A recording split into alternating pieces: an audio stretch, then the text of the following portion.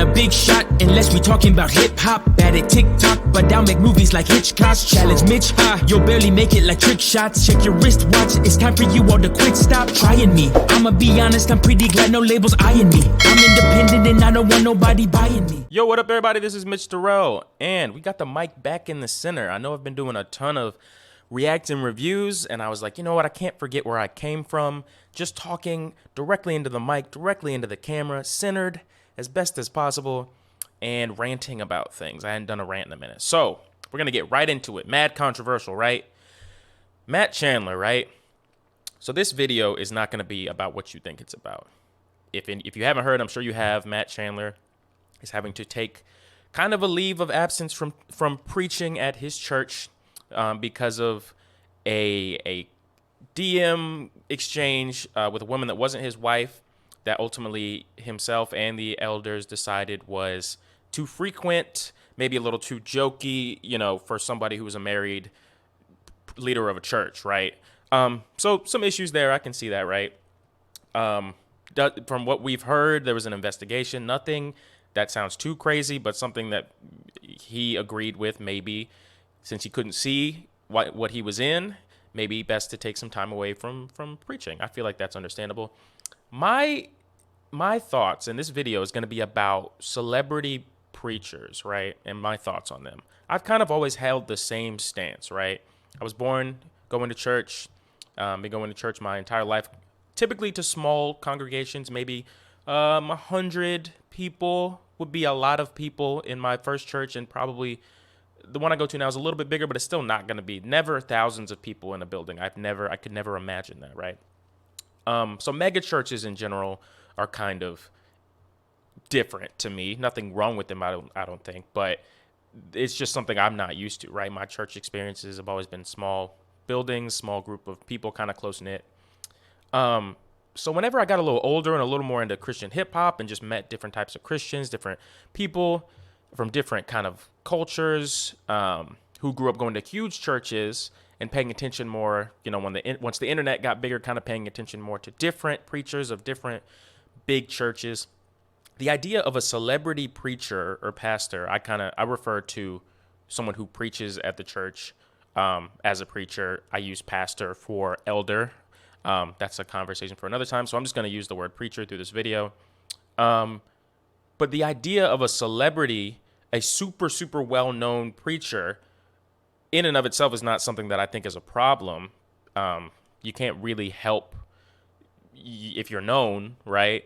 The problem becomes, it almost feels like idolatry at times, where you'll forget, because this person is so famous and popular and known, you'll forget that they're still a man, right? And while they should be held to a high standard, as any leader of a church should be, and any Christian man, really, Christian in general, when you add the fame to it, it kind of, people tend to forget that, oh, this person is still just a man, right?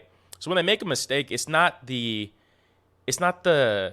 feeling bad or being upset or disappointed that I think is wrong. It's the devastation where it's like, oh, not Matt Chandler, not such and such, not this person. How could, and it's tougher on them in that sense, but it also is like, you're adding too much burden to you, right? My stance has always been, I'm going to pay attention to the leaders of my local work, keeping them accountable, kind of having a relationship with them. I have elders, deacons, and a couple of different preachers right now, and they are my focus, and I can actually get to know them. They are people I see weekly, right? See even outside of church, and that's my immediate responsibility.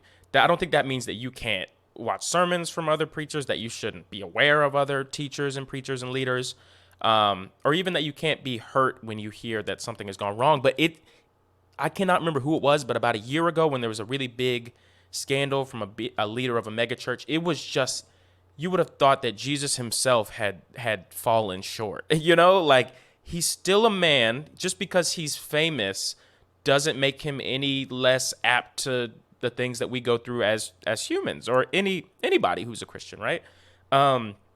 So while I don't feel that being a Christian who was popular or known, or even, I don't love the term celebrity just because it makes you think more of the world, but that's just the word usage. I don't think you can really help that.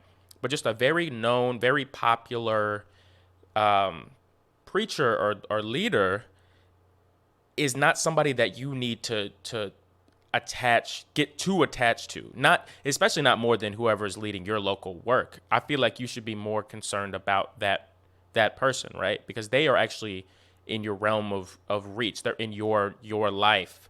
And you guys should have a certain type of relationship that you can't and don't really need to have with somebody that you know on Instagram who leads the major church on the other side of the country, right?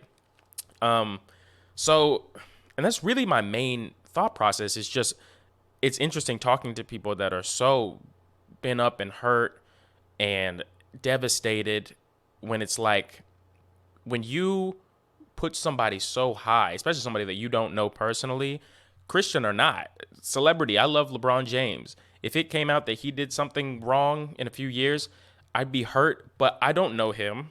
We don't have a relationship. I've never have known him as a person. I know what he does on the basketball court and what he chooses to show us on social media and news articles. I don't know him. I don't, it's not, I shouldn't be putting all of my effort into this person who I don't know, and kind of getting to a point of idolatry where it's like, they can do no wrong. And when they do, it is just hurting me so badly because I have basically made them my leader when they're still a man, right? Right. So with the Matt Chandler thing, I don't really have an opinion. It's one of the things, actually, my honest opinion is I feel like from what I've read, it was handled very well. I don't know, obviously, all the ins and outs if everyone's being truthful, but he said it was messages his wife was aware of. Something he didn't really see was wrong until it was brought to his attention. They brought in an outside firm to investigate. Nothing was found that was sexual or explicit.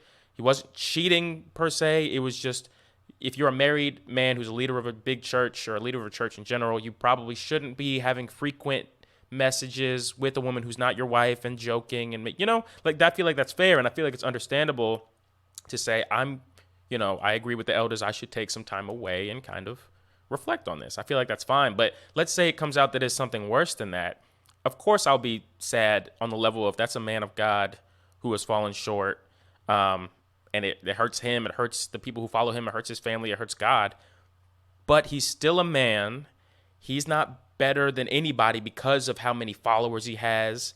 It doesn't, if anything, it makes it harder on him, right? It makes it more of a he's got a tighter line to walk. He's got much less room for error.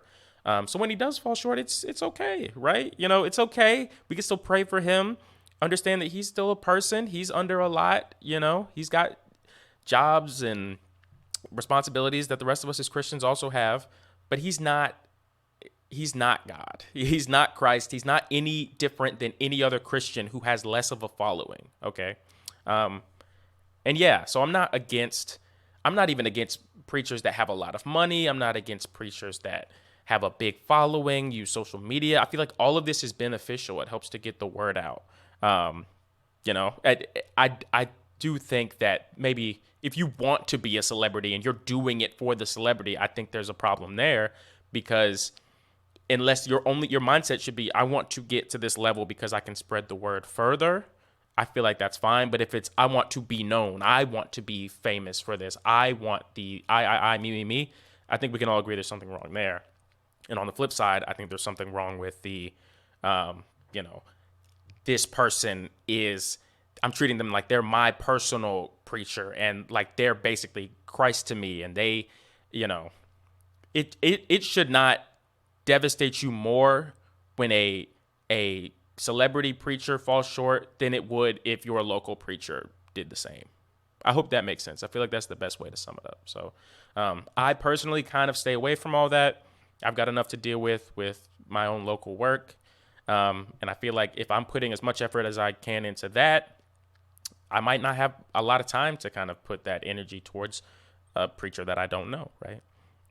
And praying for Matt Chandler and praying for any Christian who really is in a in the spotlight, right? Because I'm sure that comes with challenges that I know nothing of. So, but definitely praying. Definitely feel like it was handled well. And yeah, I just want you guys to kind of think about that. Let me know what you think below. I'm definitely down for dialogue. I'm just kind of giving my perspective.